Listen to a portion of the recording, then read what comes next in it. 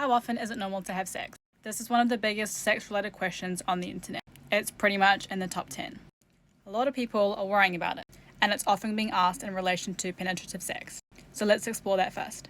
Having penetrative sex every day is not common practice. And when we say it's not common practice, we mean only about 4% of the grown adult population engages in that kind of activity on a day-to-day basis. That's not many. And what's more is that in a study that asked women how much they're having sex, not even 4% of them said that it was daily. So we're not quite sure who the guys in the first study are having sex with, but it's not these women. And as you can also see in this chart, it's more common to have sex less often. So how often do the happiest couples have sex? It's probably less than you think.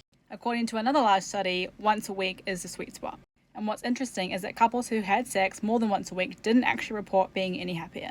Now, some more research was done by the wonderful but sadly deceased Dr. David Snash, who you can see here.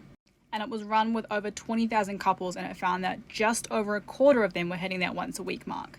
So that's a little bit more in line with the Australian women's study that we just looked at. Most people reported sex once or twice a month or even less. Okay, so what number is too low or flagging an issue?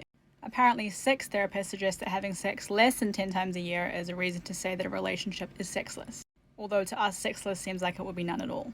But they also agree that a lack of sex doesn't necessarily mean that your relationship is in trouble. Therapist Jennifer Freed says between 5 and 7% of couples are completely happy having no sex. So yes, sex is the glue of intimacy, but it's not the only glue. The question that matters more is about how much time we spend being sexually intimate with a partner. And that can involve many things, which you can see here. Cuddling, hugging, kissing, sharing fantasies, oral sex. All of those are intimate activities that can help create serotonin in the brain, which is a mood-boosting chemical that makes us happier and helps us to bond. And it's that bonding that keeps us happier with our partners. So what really matters is how often you're getting that closeness and connection that sexual intimacy offers. So what is the answer to the question? Well, there is no magic number.